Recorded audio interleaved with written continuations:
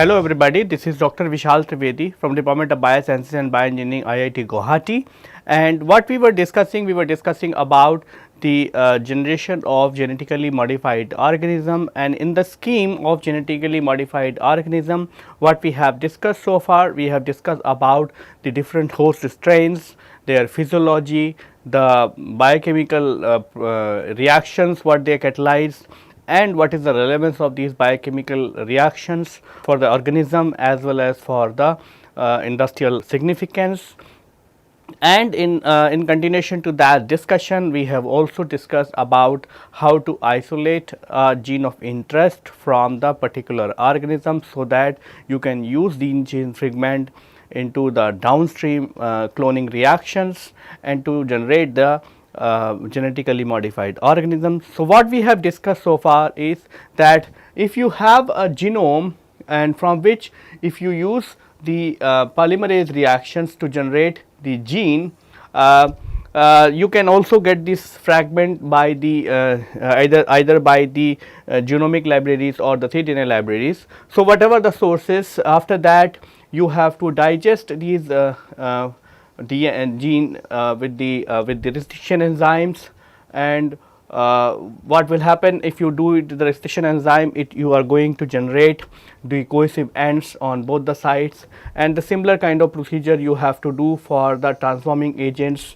such as the plasmids, and then you have to put it for the ligation, and then you will get the ligated plasmids. These ligated plasmid you have to put it into the host strain, and that is how you are going to get the transformed bacteria or the genetically modified organisms. During this whole procedure of generating a genetically modified organism, you have the multiple enzymes which are being used in this complete scheme. And in the today's lecture, what we are going to do is we are going to discuss about the different enzymes what we use in the cloning reactions, and their mechanism, as well as how to perform the or how to use these enzymes in the lab as well. So, as you can see that we have the four major enzyme. One is the polymerase. This polymerase enzyme we have discussed in our previous lecture.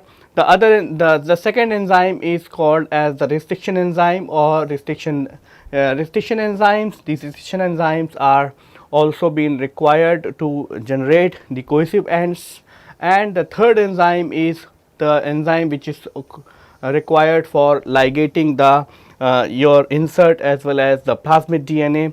So, in totality what you have is you have the four major enzyme which are having the applications in the molecular cloning.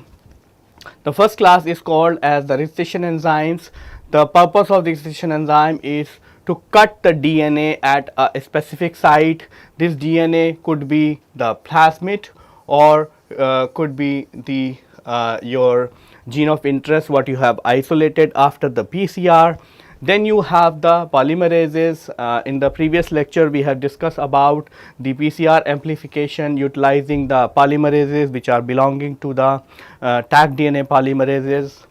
Then we have the alkaline phosphatases. The purpose of alkaline phosphatases is to remove the terminal phosphate group, and that also has the specific applications in the molecular cloning. And then the last enzyme is called as the DNA ligase. The purpose of DNA ligase is to join the two DNA strand. In this case, one could be the plasmid, the other one could be your insert which you have digested with the restriction enzyme. So, let us start with the restriction enzymes first. So, the restriction enzyme is a part of a big system which is called as the restriction methylase system, and restriction methylase system is like a immune system of the bacteria or the lower organism. So, as you know that what is the function of the immune system in the higher organisms. The purpose of the immune system of the higher organism is to not allow the external organisms to grow or to proliferate. that is being done by simply having the different types of barriers. For example, in a human being you have a skin which actually protects your body from getting the entry of bacteria, fungus and all other kind of infectious organism. Below to this skin you have the first layer of defense, which is being mediated by the macrophages or other kind of immune cells, and after that you have the real immune cells which are like B cell and T cell and all those kind of T lymphocytes and B lymphocytes, and all these lymphocytes are having a similar function that they are not going to allow this particular infectious organism to grow into your back cell. And what is the advantage of having this system? Because it will not allow the opportunistic infection or the other kind of infectious organism to draw the nutrition from the host. Similarly, the bacteria as well as the smaller organisms have the restriction methylase system to not allow the propagation of the particular DNA of the external sources. So, how this restriction methylase system works is that every restriction enzyme, for example, in this case we have taken an example of EcoR1, has a specific site which is called as GGAATTC. So, it is having a specific site, means a specific sequence of nucleotide, and that would be cleaved by the EcoR1, but under the two conditions. One, either the DNA will be unmethylated or the DNA will be the methylated. If the DNA is unmethylated, which means that this particular DNA is not going to belong to that particular organism, and if the system will see a unmethylated DNA, the EcoR1 will going to cleave this DNA and will generate the sticky ends. So, by doing though, it is actually going to generate the external DNA into the DNA fragments. But suppose this particular DNA is belonging to the EcoR1 or the E. coli itself. In those cases, what will happen is that the EcoR1 methylase enzyme, which is actually in the also the part of the restriction methylase system, is going to methylate the specific site onto the restriction site. So, in that case what will happen is that if this DNA belongs to the E. coli itself, then what in the E. coli what will happen is that the within this recognition sequence, the crucial adenine is going to be get methylated by the enzyme, and because of this methylation group, what will happen is that the restriction enzyme EcoR1 will not be able to bind the DNA and will not be able to cleave, and once it is not done, then it is not going to degrade the DNA, which means that restriction methylase system also has the specificity, it also has the ability to recognize what is self and what is non-self. For example, in this case you might have seen that this particular DNA is considered as the non-self simply because it does not have the methylation on the adenine groups, whereas the DNA containing the same restriction site but methylated on the adenine group is considered to be the self DNA, and that is actually a unique mechanism to distinguish between the self DNA versus the non-self DNA.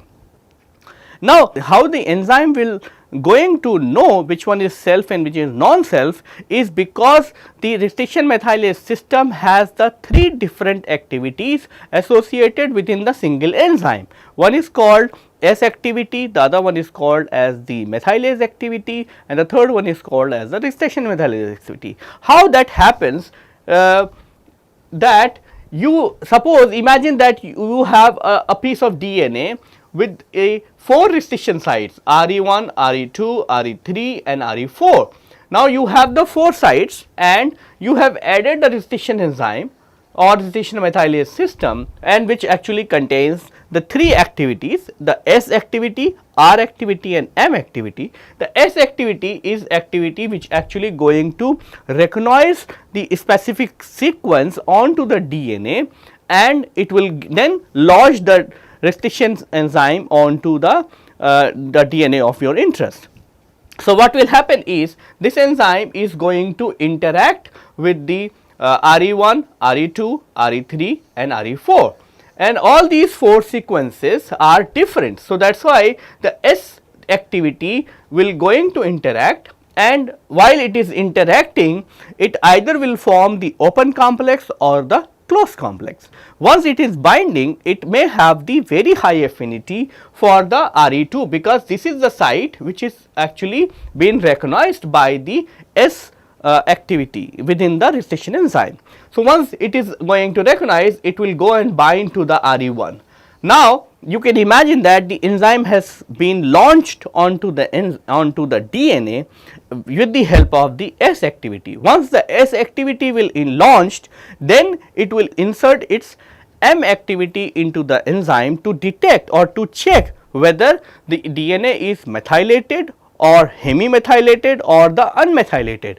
If the DNA is unmethylated, if DNA is methylated, the M activity will find these methyl groups, and then it will not going to give the access to the restriction site, restriction activity to come into the picture. But if the DNA is hemimethylated, which means that if you have the site and one of the site is methylated, the other strand is non-methylated, in that case what will happen is that the M activity onto this strand is going to insert, whereas on this side the M activity is going to generate the methylation. So, if the DNA is hemimethylated, the restriction enzyme system, restriction methylase system will say that okay, this is the DNA which is being generated from the parent DNA, and it is actually been our self DNA, and because of that what will happen is that restriction methylase system is going to add the methyl group onto the next strand, just so that it will be get immunes from the getting the cutting of DNA. But you can imagine that if you have the restriction site and it is non-methylated, so S activity is being used to provide the site where the DNA is going to bind by the enzyme. The M activity will detect whether the methylation is there or not. If there is no methylation, then M is also get inserted into the DNA, and then the R activity or the restriction activity will come and find and bind and form the closed complex. And once it is formed the closed complex, which means the R activity can actually be able to access the DNA, then it is actually going to cut the DNA into the 2 parts, and these 2 parts are going to be released. Once these 2 DNA fragments are going to be released, the enzyme is also going to be released into the solution, and it will again be ready for the next cycle of catalysis. So, restriction methylase system is a very precise system adopted from the microorganism or the smaller organisms to protect themselves from the propagation of bacteria or viral DNA or other kind of DNA from the other organisms. Restriction methylase system is also going to distinguish, this is what we have already discussed, between self and the foreign DNA, simply because the foreign DNA is going to be unmethylated compared to the self DNA, which is either going to be methylated or the hemimethylated. So, if the same site is present into the hemimethylated form or the or methylated form, it is considered to be the self DNA. If it is the same site which is present as the unmethylated form, then it is considered to be the foreign DNA, and that is what the way the restriction methylase system is distinguished between the self or the non-self DNA. Now, since the restriction enzymes are being discovered, there is a classical or there is a particular rule which people are following to write the name of these restriction enzymes. So, if you can see an example, what you can see in an example, you see the example of the ECO R1. So, ECO R1 is one of the enzyme. Okay. So, what you are so the nomenclature is that the first letter you will take as the genus of that particular organism. The second is the species, whereas, so in this case EcoR1, E is E. coli or Escherichia coli. So, E is Escherichia, the CO is coming from the coli, and then R is actually the information about the strain. Okay. So, for example, in this case you have the R strain, and the fourth letter is the order in which the enzyme has been isolated from the particular organism, which means that if you have isolated the EcoR1 the first time, this is going to be the first enzyme from the E. coli strain R.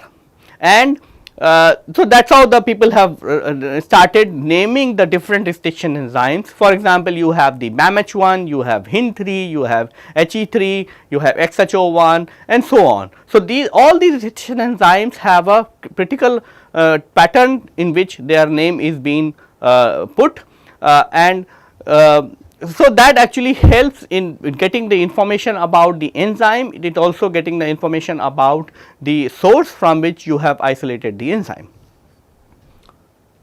There are different types of enzymes, different types of restriction enzymes. So, restriction enzymes are vary in their structures, recognition site and the cutting site and the cofactor requirement. Based on these parameters, the restriction enzymes are of three different types. One is called as the type 1 restriction enzyme. The type 1 restriction enzymes are the recognition site is consist of 3 to 4 nucleotide at the 3' end, followed by a non-specific stretch of 6 to 8 nuclei and the 4 nucleotide at the 5', which means the type 1 restriction enzyme recognition site is going to be a very long and non-specific, and then this is the recognition site.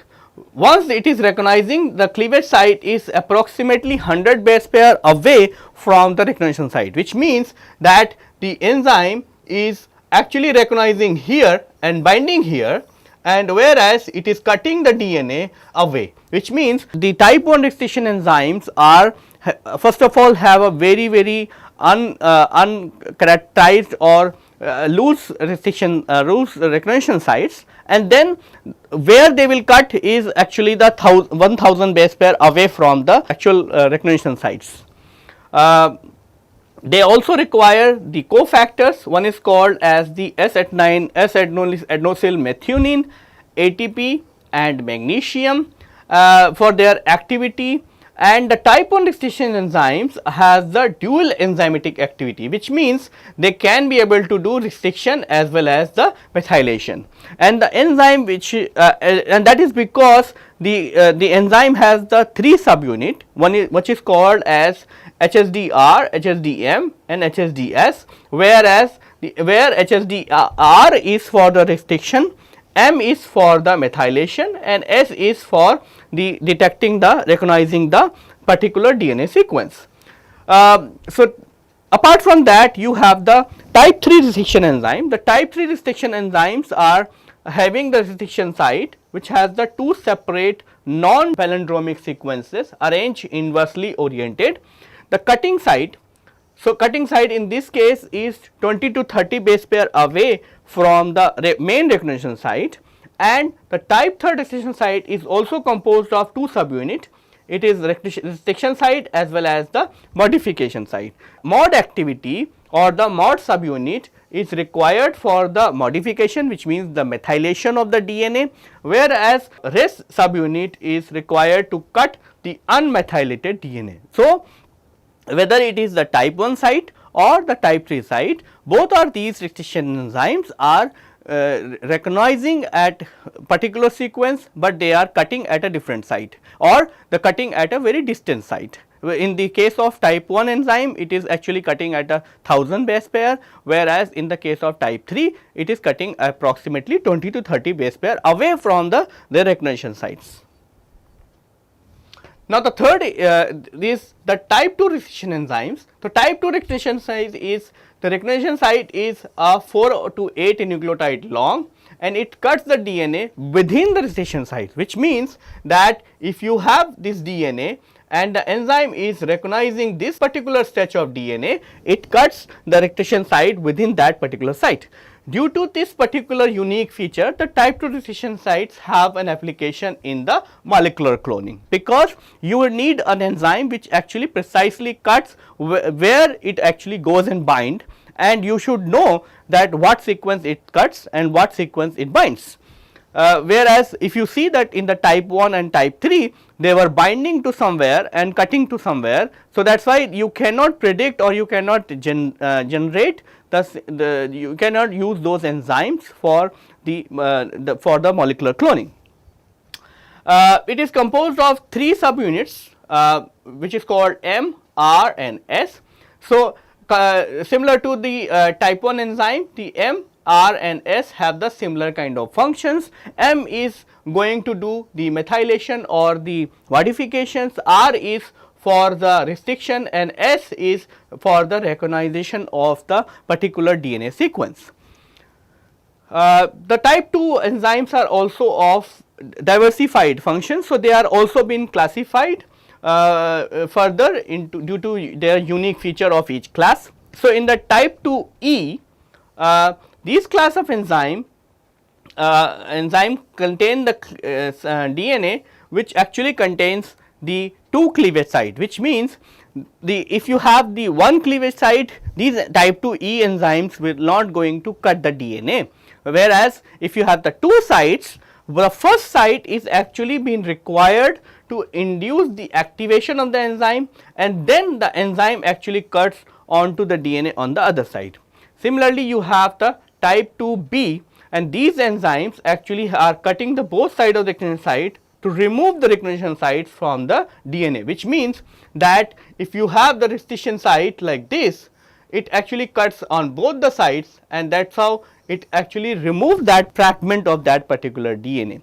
Third is the type 2M. The type 2M is the resection in the sites which actually cuts the methylated DNA. So, the contrary to other restriction methylase system, these enzymes are actually cutting the DNA when it is methylated. The one of the classical example is DPN1, and the DPN1 has a very classical usage because of this unique property that it actually cuts the methylated DNA. You might have as we discussed, like methylated DNA is immune from getting the cut from the restriction methylase system, but in this particular class of enzymes, the enzyme cuts the DNA because it is methylated. And what is the application of this particular enzyme? This particular enzyme is always being used to detect or destroy the host gene when you are actually generating the mutations. How you use this enzyme is that suppose you are generating a site directed mutant into a particular type of wild type gene. In those cases, what will happen is that you use the primers to mutate the site. Okay. So, in that case, what will happen is that you have taken a plasmid and you did the PCR with the mutated primers. In those cases, what will happen is that you are going to get the 2 plasmids, one which is going to be the wild type, the other one is going to be the wild type, and the other one is going to be the mutant. Once you got these 2 kind of species, you will transform these particular reactions into the host, and so both of these species are capable enough to grow into the host and will give you the colonies. So, what is the difference between the wild type and the mutant is that the mutant is non-methylated, whereas the wild type is methylated. So, in these kind of situation, what the people do is they treat this reaction after the PCR. You got these 2 plasmids, and what they do is they just treat this reaction with the DPN1, and what will happen is the DPN1 is going to cleaved or will going to destroy the wild type enzyme, whereas keeping your mutated plasmid intact. And then if you transform that into the host, you are going to get the colonies, and that colony is going to contain only the plasmid for the mutant, and then you can take out the colonies and do the sequencing to confirm that the mutation is being done. So, that is what is the application of these restriction enzymes which are belonging to the type 2M. Now, let us see what is the differences between the different restriction enzymes. So, you have the type 1, type 2 and type 3. As far as the recognition site is concerned, the type 1 is non-palindromic. Okay, we will discuss about what is palindromic and what is non-palindromic. Type 2 is palindromic and type 3 is also the non-palindromic. The cutting site as we discussed is 1000 base pair from away from the recognition sites, whereas in the case of type 2 it is within the recognition sites, and in the type 3 it is 20 to 25 base pair away from the recognition sites. The enzyme composition, in the case of type 1 you have the 3 subunits, one is called HSDR, HSDM and HSDS, and all these individual subunits have the their exclusive functions, whereas in the case of type 2 you have the R, M and S subunits, whereas in the type 3 you have the 2 subunit, one is called RES, the other one is called as the MET. Cofactor, in the case of type 1 you have the requirement of 3 cofactors, one is called magnesium, the other one is called S-adenosylmethionine and the third one is called ATP, whereas in the case of type 2 you require the magnesium and in the case of type 3 you require the ATP. The product what is being generated in the case of type 1 is non-sticky ends. What is mean by the non-sticky end is that you are not going to generate these sticky fragments, whereas in the case of type 2 you are going to generate the sticky ends, and in the case of type 3 also you are going to use the non-sticky ends, which means the type 3 or type 2 restriction enzymes are actually been having the relevance applications in the molecular cloning, because of the only reason that it actually going to recognize within the restriction sites and it actually cuts within the restriction sites and it generates the sticky ends. So, in the case of type 2 restriction sites you have the two properties. One is that it recognizes the palindromic sequences. The palindromic sequences are the recognition sites for the type 2 restriction enzyme. And what is mean by the palindromic sequence is that the palindromic sequences are, you read from the forward or the backward direction, they remain as such, because as you can see here this is one of the restriction site which is called GGA-TTT. Okay. So, in this case what you see is if I am reading in this direction or if I am reading in this direction, it is actually the same, which means that if you cut the recognition sequence from the middle, it actually is going to be the mirror image of each other. You can see again, if it is CCT from this side, it is actually the CCT from this side, which means this particular thing is the mirror image of this, and that is what is called as the palindromic sequence. Non-palindromic sequence means that this is not going to follow. And in this case we have taken an example of BAMH1, which is another restriction enzyme. The second thing is that the type 2 restriction enzymes are also generating the sticky ends.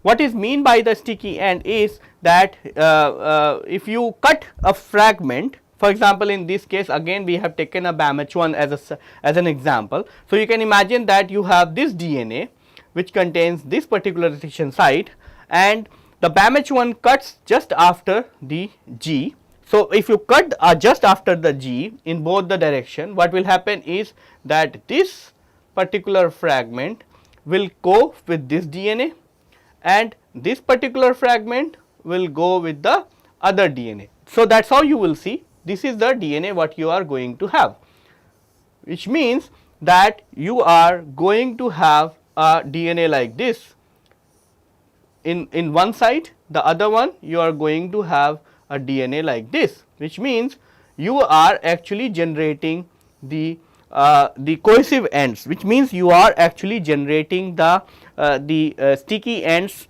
and these sticky ends are going to be complementary to this one, which means if you have these two fragments and you put them back together, they will spontaneously come together and will bind to each other, because the nucleotide what you have here is going to have the complementarity to this one is going to have this one. So they will actually spontaneously will find and bind the will form the hydrogen bonding, and that has a very big advantage, because if you cut any fragment, so you can imagine that this actually belongs to the plasmid and this actually belongs to the DNA fragment or the gene, and suppose you cut the fragment with BAMH1, you cut the plasmid with the BAMH1, you are going to generate this kind of flanking sequence or the sticky ends onto the plasmid side.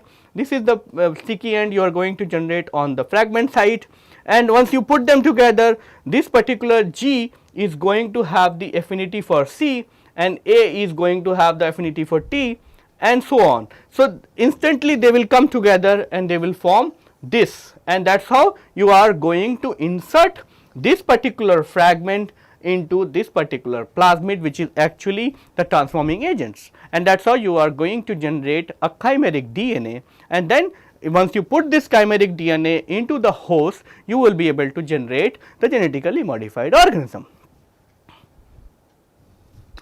Now let me tell you how to set up the restriction reactions. So in the case of restriction reactions, what you are required to have the DNA which you want to cut with the restriction enzymes. You can take the 1 microgram or you can take more, depending upon the amount of DNA what you want as the cutting as far as the final product. So you can take the 100 nanograms, 200 nanograms, you can take 1 microgram, you can take 2 microgram, and so on. Then you have to take the restriction enzyme. Most of the companies what they supply is they supply the restriction enzymes at a concentration of 20,000 units per ml, and that restriction enzyme is always being supplied in 50% glycerol, so that these restriction enzymes should not be freezed when you store them in -20. So you can add a restriction enzyme which is actually from 0.5 to 10 units per reactions. Then they also going to provide a buffer, which is actually where this particular restriction enzyme is going to give the best activity, that you have to add as 1x. So the buffer what you are going to get is either 10x or the 100x. So depending on what is the composition of your buffer, you can add the buffer accordingly to make it 1x. Then they will provide you the BSA, which is 100x, and that also you have to add in 1x in some of the restriction enzymes. Not in all the restriction enzymes you have to add the BSA, but in some of the restriction enzymes you have to add the BSA, and then you have to add the sterile water, which is actually going to be free of DNases and RNases.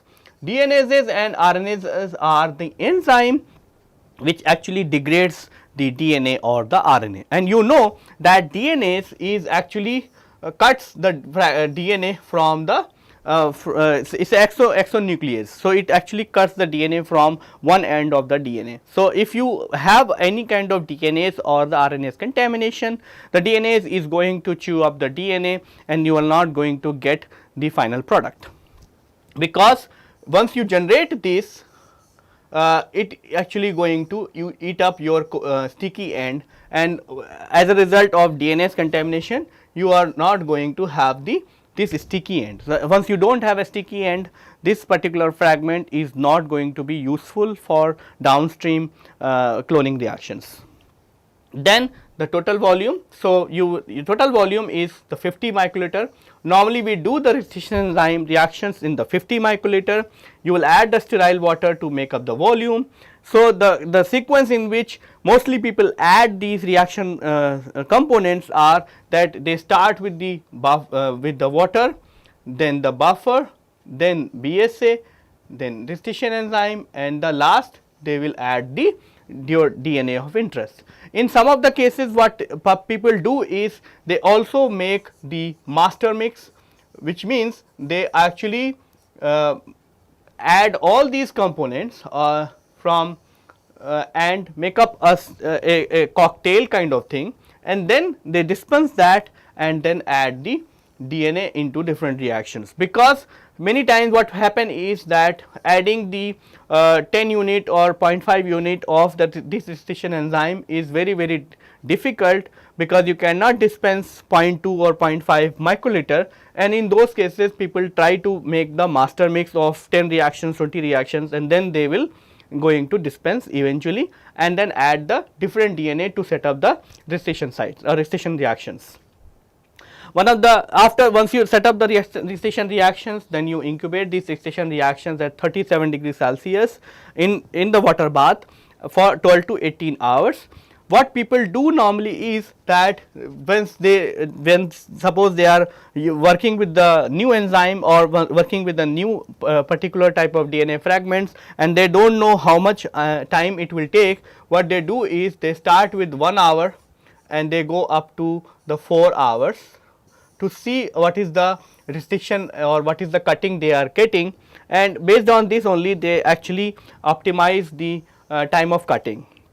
The other thing what also is also important is that whether you are using the single restriction enzyme or the double restriction enzymes, because sometime it happens that you may be looking for cutting a particular DNA with the 2 restriction enzymes. In those cases the buffer what you are going to use, so most of the companies provide a table in which it is saying that if you are using the combination number 1 and 2, you have to use the buffer number 1, or if you use the combination number 1 and 4, you have to use the buffer number 2, like something like that. So they also provide, the companies also provides a table which buffer you have to use for a certain combination of the restriction enzymes. In some cases they also say that in for example in the case of Eco R1, so most of the enzymes, if you are doing a double digestion and you are using the Eco R1 as an enzyme, what companies recommend that you use the buffer what is being recommended for Eco R1, simply because of one point, that most of these enzymes like Eco R1, HIN3 or BAMH1, they normally also show the star activity. What is mean by the star activity? Star activity is the activity in which the enzyme actually misbehaves or it does not cut as per its recognition sequence, and sometimes the other enzymes also show the star activity because of the 2 reasons. One, that if you have the glycerol concentration, the final glycerol concentration more than 5% into the reaction. So as I said, the enzyme what you are going to get, it will be stored in 50% glycerol. So this 50% glycerol reactions, you have to use the enzyme in such a way that the concentration of glycerol should be less than 5%, but if it is more than 5%, then the enzymes actually start showing the star activity, which means they do not recognize the sequence of their own, but they recognize some random sequences and then they cut at the random site. So because of that, they are not going to give you the desirable products. So to avoid the star activity, sometimes the companies also ask you to add the BSA. The other parameter which also been contributing to the star activity is the addition of too much enzyme compared to the amount of DNA what you are adding in these reactions. So if there is a lot of enzyme and very little DNA, then also the enzyme is actually also showing the star activity. And when you set up the restriction enzyme, restriction reactions, you also you should avoid the conditions where the enzyme should show you the star activity. The other enzyme which we also having a role in the molecular cloning is the ligase. The ligase, the purpose of the ligase is to join the 2 DNA to generate the chimeric DNA, and it is actually been one of the essential enzyme for making the cloning possible. So what happen is that the enzyme is having the either using the ATP or the NAD plus as a cofactor. So, in both the cases what will happen is that enzyme is generating the AMP, and that AMP is binding to the enzyme, and that is how it is making a adduct with the enzyme. And once the it is making an adduct with the enzyme, the AMP is being transferred onto the nucleotide, and then the AMP is getting incorporated, and it is actually sealing the links, or it is joining the DNA fragments. So, this is what is written here, that AMP is making an adduct with the enzyme to form the ligase AM complex. This complex is binding to the 3 prime end and the 5 prime end of the DNA, which actually has the nick, and then bringing them together. Once you bring them, the 3 prime and the 5 prime end of the DNA, they will get and form a phosphodiester linkage. Once they form the phosphodiester linkage, the AMP is going to be released, and it is going to seal the nick between the 3 prime and 5 prime end. Let us see how it is done is, suppose this is the DNA what you are putting for the ligation reaction, and what you are going to do is add the ATP and add the enzyme, which is the T4 DNA ligase, and as soon as you add that, the enzyme AMP complex is going to be formed, and that actually what it will do is the AMP will go and bring the phosphate as well as the 3 prime and 5 prime phosphate and the OH group together, and once they come together, the AMP will be removed, and you will going to have the linkage between this nick, and that is how the ligase is actually joining the 2 DNA. How to set up the ligation reactions? For the ligation reactions, you are going to have the 2 different types of DNA. One is called as the vector DNA, which is actually could be the plasmid DNA, which you have already digested. So, both are these, the vector as well as the insert, you have the digested with a certain set of restriction enzymes. For example, you might have just digested the vector and the insert with the EcoR1 and HinD3, and the basic understanding about mixing these two is that they should be mixed in a ratio of 1:3, which means if you are taking 1 microgram of vector, you will take the 3 microgram of the insert. Then you add the T-phosphodiligase, the ligase you will put 1:10 reactions or 10 units per reactions.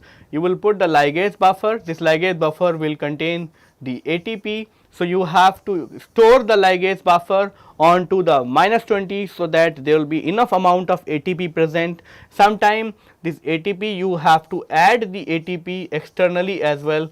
If the ligation reactions are not working, then you also have to add the BSA and sterile water and the total volume. The total volume in the case of ligation reaction is always been very low, and it is 20 microliter compared to the restriction reactions, which is actually the 50 microliter. Why it is so? Because you want these molecules to interact very strongly with each other. That is why you want as lower volume as possible, and that is why you are putting the ligation reaction in a smaller volumes, because you want this OH and PO, the phosphate group should come as closer as possible, and if you put it a lot of water, the water will also come and play, will contribute into the reaction. So, you want less water, you want less volume, so that the amount of vector and insert what you are going to add will have a higher chances of interacting with each other. Then the reactions are also being set up at for 16 to 20 hours at 16 degrees Celsius. So, you can see that even the molecular dynamics is also being slowed down simply by reducing the temperature. If you remember, in the restriction reactions, we have done the incubation at 37 degrees Celsius, whereas in the case of ligation reactions, you have to do the incubation at 16 degrees Celsius, simply because you do not want a lot of movement within the reaction, so that these enzymes or the components will get enough time to seal the nicks. And then the third enzyme is the alkaline phosphatase. So, alkaline phosphatase has a very specific sequence or a specific purpose. So, what happen is that when you are actually digesting a linear plasmid containing the cohesive ends on both the side, and what will happen is that you have the phosphate on both the sides. If you have the phosphate on both the side, what will happen is this phosphate and this phosphate will come together and will recircularize and will not let the insert to come into this. So, you can imagine that if you have a plasmid like this, and if you have the phosphate on both the side, then this plasmid itself will recircularize and it will not going to let the addition of the insert.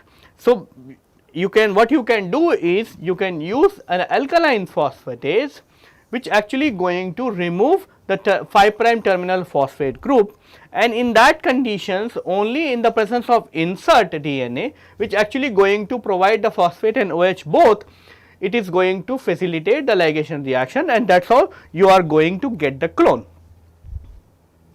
This is what we are trying to say is that if you have a plasmid which actually contains the phosphate and OH both, and suppose you put the ligation reactions, this OH and phosphate will come together and will give you the ligation product or the recircularization of the plasmids. Whereas you want the insert to be incorporated, but without having the insert, this particular thing is going to recircularize and will give you the false colonies. Whereas what you can do is, if you treat this particular product along with the alkaline phosphatase, it actually going to remove the phosphate from the plasmid, and then it will generate the OH, free OH group on both the things. If you put the ligation reaction for this, it is not going to recircularize because you need the phosphate to form the phosphodiester linkage. So, there will be no ligation reaction. But if you insert, put the insert which will go and will be compatible with this particular type of sticky ends, and if you put the ligation reactions, this phosphate and this OH will come and will be form a nick, and then these nicks will be sealed by the ligase, and it will give you the chimeric DNA, and which you can transform into the bacteria, and that will give you the colonies. So, apart from these enzymes which are having the significant role in the molecular cloning, the people have also discovered many types of different molecules which are also having the role in the molecular cloning, and that also facilitate the insertion of the inserts into the plasmids or the transforming agents. So, let us discuss about these additional tools which people have developed to facilitate the cloning reactions. One of such molecule is called as the linker molecule. So, linker molecule is being used in those conditions when you are generating a foreign DNA, but that foreign DNA does not generate or does not have any kind of restriction sites, so that you could be able to generate the sticky ends or the cohesive ends. So, in those cases what you do is you take the linker molecules and you add those linker molecule to this foreign DNA. For example, in this case we have taken an example of decameric linker molecule which contains the restriction site for the EcoR1. So, what we have done is we added this decameric linker molecule to the foreign DNA which does not contain any restriction sites to generate the cohesive ends onto the corner. Then you put a ligation reaction along in the presence of T-fluoroDNA ligase, and that will give you a linker molecule attached on both the sides of your foreign DNA. Now, once you treat this foreign DNA with EcoR1, the EcoR1 will cut the sites onto the linker DNA, and that is how the linker DNA will generate the cohesive end. Similarly, you can cut the vector with the eco-R1 to generate the linker to cohesive ends, and then you take this vector and this modified foreign DNA and put it into for ligation reaction, and it will give you the chimeric DNA. So, the linker molecules are a short double stranded DNA of 8 to 10 nucleotide and has excitation sites at their end, which means you have an eco-R1 site on this site, you have an eco-R1 site on this site. Okay.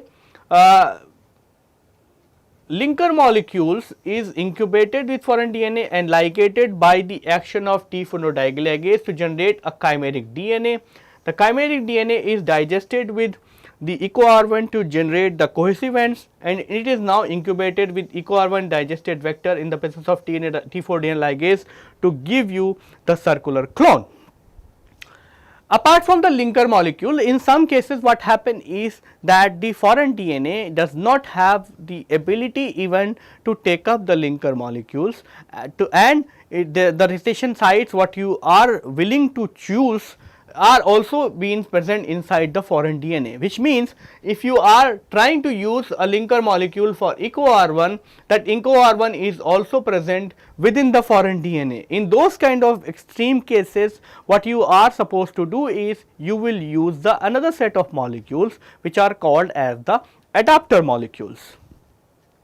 So, what are these adapter molecules? The adapter molecules are the 8 to 10 nucleotide long double stranded DNA or double stranded molecule with flanking DNA sequence to provide the cohesive ends, and these cohesive ends have the free hydroxyl group to facilitate efficient ligation to the vector.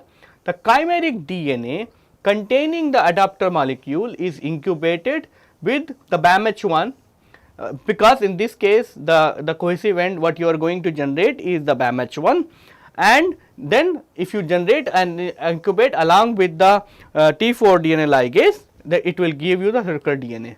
So, what is the adapter molecule is that it is actually the molecule of 8 to 10 base pair long 8 to 10 nucleotide long double stranded DNA with the cohesive ends or with the sticky ends already been generated. So, what you do is take these adapter molecule and put it for ligation reactions.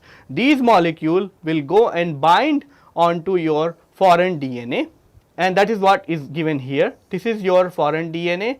On one side it is adapter molecule is being formed, the other side it is another adapter molecule is formed, and that is actually the BAMH1 adapter site. And then what you do is you add this along with the and since these are containing the OH group, you also have to generate the phosphate group. So, that is why they have used the polynucleotide kinase reactions in the presence of ATP, and what it will do is it will convert the terminal OH group into the phosphate group, because these phosphodiester phosphate group onto the terminal site is required for participating into the phosphodiester linkage formation, and then you will put the ligation reaction, and once you use the ligation reaction it will give you the circular plasmids. So, in today's lecture what we have discussed about the different types of enzymes which are having the role in the molecular cloning, and then we have also discussed about the two different types of adapter molecule as well as the linker molecule, which are also having the role in facilitating the cloning of foreign DNA into your vector of your choice. And what we have also discussed about the different types of recession enzymes, their relevance in protecting the bacteria or the microorganism from the foreign DNA, and what is the utility of these recession enzymes in molecular cloning. Apart from recession enzymes, we have also discussed about the ligase as well as the alkaline phosphatase. So, with this we would like to conclude our lecture here, and in the subsequent lecture we are going to discuss about the different types of vector which you can use for molecular cloning purpose, either it is for the prokaryotic system or the eukaryotic system, and then subsequently we will discuss about how to generate the chimeric DNA and how to insert these chimeric DNA into the host of your choice. So, with this I would like to conclude our lecture here, and in the subsequent lecture we will discuss about the different types of vectors which are available for cloning purposes. Thank you.